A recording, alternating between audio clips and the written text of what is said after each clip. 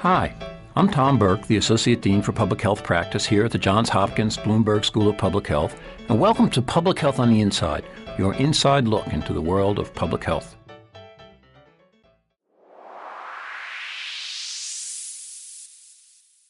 Gun violence remains an ongoing issue in the U.S., but a rash of mass shootings, including the movie theater massacre in Aurora, Colorado, the Sikh temple shooting in Wisconsin, as well as the shooting outside of Texas University, have reinvigorated the political debate surrounding gun policy.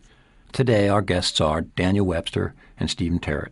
Daniel Webster is a professor here at the Bloomberg School of Public Health in the Department of Health Policy and Management. He serves as co-director of the Center for Gun Policy and Research, as well as deputy director of research for the Center for the Prevention of Youth Violence. He's dedicated himself to injury prevention and the prevention of gun violence and to firearm policy. And his current research evaluates the effects of various efforts to reduce violence. My other guest is Professor Steve Terrett. He is with the Department of Health Policy and Management and the director of the Johns Hopkins Center for Law and the Public's Health. His work has focused on the understanding and prevention of violence with an emphasis on gun policy. He holds joint appointments in pediatrics and emergency medicine at the School of Medicine here at Johns Hopkins, and he began his professional career as a trial lawyer in New York. He's also the founding director of the Center for Gun Policy and Research. Daniel, Steve, welcome to Public Health on the Inside. Thank you very much. Great to be here. Tell us a little bit about the epidemiology of gun violence. It seems that there's an epidemic of shootings recently. Tell us more about the impact of gun violence, Daniel. Gun violence has a tremendous impact on public health in the United States.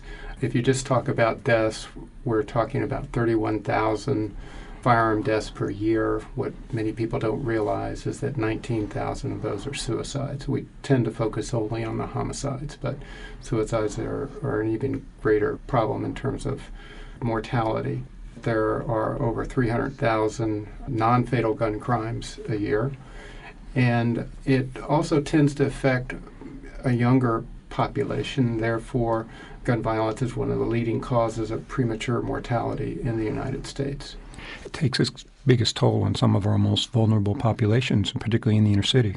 That's correct. For young black males, for example, it is the leading cause of death in our urban cores. Steve, gun violence is such a complicated issue, and there's such a complex web of potential risk factors. First of all, why is it a public health issue and not just a law and order issue? When you have death in front of the barrel of the gun as being the number one cause of death for certain segments of the population, like young African American males, it's hard not to think of it as a public health issue. Also, if you look at the cost to society, the cost in dollars from the healthcare delivery perspective, but also the cost of misery, again, it's hard not to think of it as a public health problem. Public health has something unique to contribute, though, to the reduction of gun violence, and that is we have a tradition in public health of looking not only at the victims of some health threat, whether that health threat is an injury threat or a disease threat, but we also look at the things that deliver that threat, the vectors, the vehicles of that threat.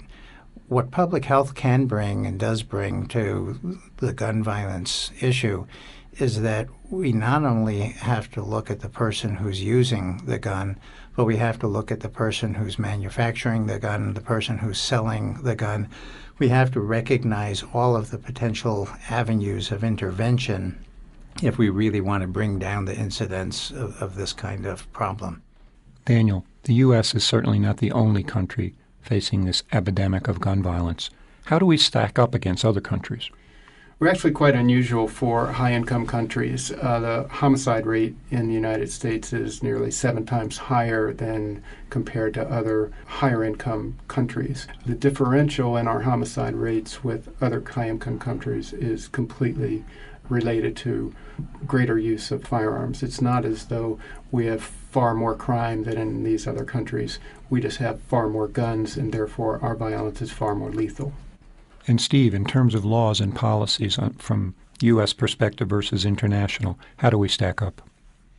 The United States is quite permissive with its gun policies and has gotten more permissive over time rather than more restrictive about people being able to buy and carry guns. So it depends on one's political view whether you want to call that we've moved in a liberal direction or conservative direction, but we can do much more with our laws so that we better regulate who can carry what kind of gun in what kind of place.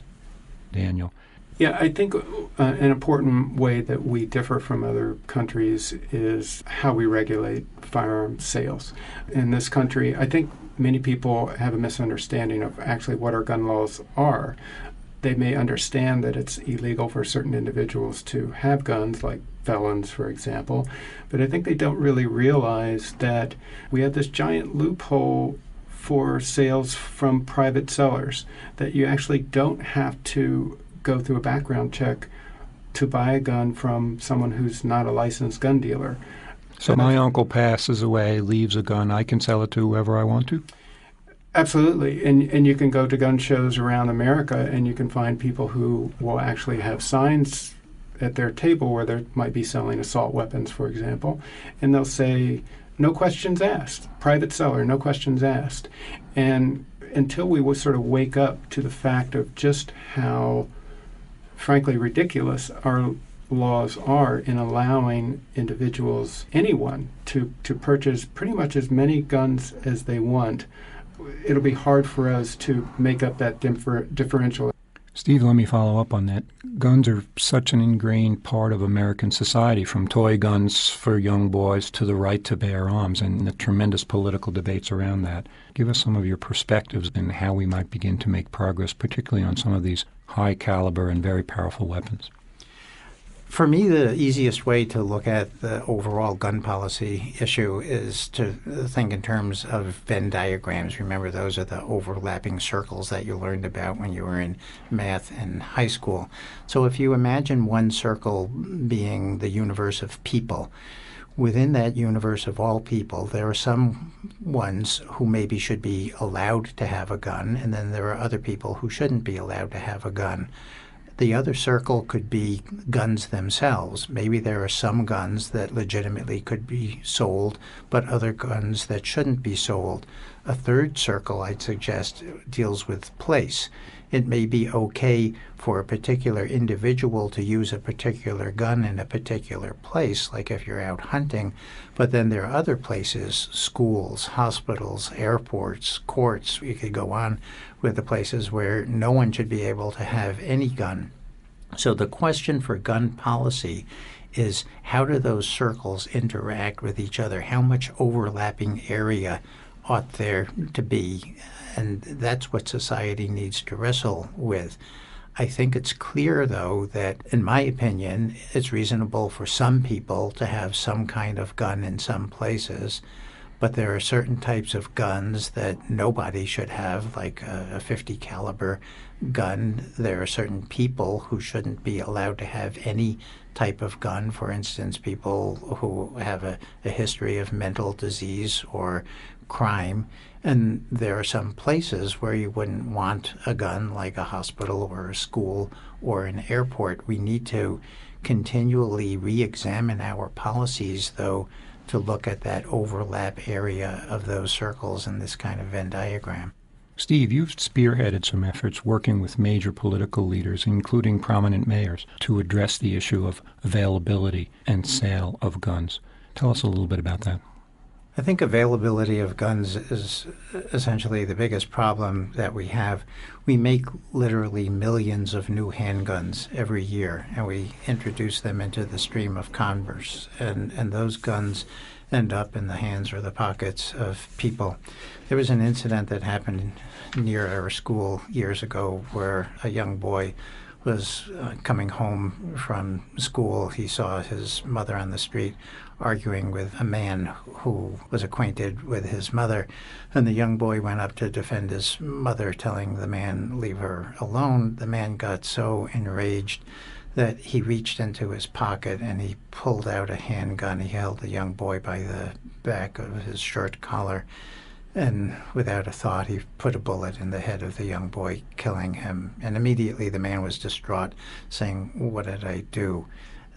It's understandable that people get angry. It's understandable because sometimes they have drugs on board, sometimes they have alcohol on board, sometimes they're full of rage for legitimate reasons. What we can change, though, is whether that person has a gun in his pocket or a gun readily available to him so that his anger ends up as a fatality. If you look at the little boy who died in the case that I was just describing, and you look at the persons who made the decisions about how many guns to make each year, how to design those guns, how to market those guns, they're two very, very different people. The young boy falls into a clear high-risk group. The men who, and they're primarily men who are making the guns, don't fall into this high-risk group. We as a society have to come to grips with the fact that the people who own the gun corporations who are making these decisions are making, in essence, health policy for other people, and they shouldn't be able to make any decisions they want unfettered by regulation designed to reduce the amount of gun violence in the United States. We just have about another minute. I'd like to conclude with asking both of you, what would be your public health scientific as well as public health action wish list? What can we do as a public health community to reduce violence and to advance the cause of reduction of violence due to guns? Well, I'd like to pick up on what Steve was just talking about in terms of the people selling guns. What our research has found is that when there are adequate regulations and oversights of gun sellers, we find far fewer guns get diverted to the criminal market for misuse. So there are important loopholes in our current gun laws that can and should be addressed. We have private sales, largely unregulated. For example, we have gun shops that have very little regulation over them. We could fix those things and not have any impact whatsoever on law-abiding citizens' ability to purchase guns. And all the debates that we have about any time gun control gets mentioned, it's as if we're going to grab people's guns away.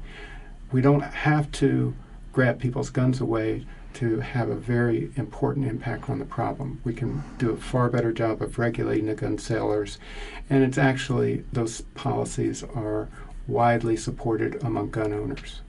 I think that's a very important distinction. You're not trying to take away all guns, to ban guns, to affect law-abiding citizens, but to take them out of the hands of those at risk. Absolutely. Steve, final words and thoughts for prevention. Well, two things I would say. Number one is expand the category of people who, or the categories of people who are not legally permitted to purchase or to carry a gun, so that we capture more of those who have a propensity for violence and keep guns out of those hands of those people. The second thing is look at the product itself and the accessories to the product itself. Why do we want to have magazines or clips of ammunition that can accommodate 100 rounds, such as in one of the guns used by the shooter in the theater in Aurora, Colorado? There's no sense to that. There's no need for that. So let's bring some rational basis to the thought of the design of guns, the design of ammunition and clips, so that guns become a less lethal consumer product. And to conclude, I just want to say today, unfortunately here in Baltimore, we heard on this opening day of school of a school shooting, and our thoughts are with the victims, the families, and the communities that have been so impacted by these devastating and senseless events. Daniel and Steve, thanks for sharing your knowledge and experience and perspective with us, and thanks to our listeners. Until next time, this is Public Health on the Inside.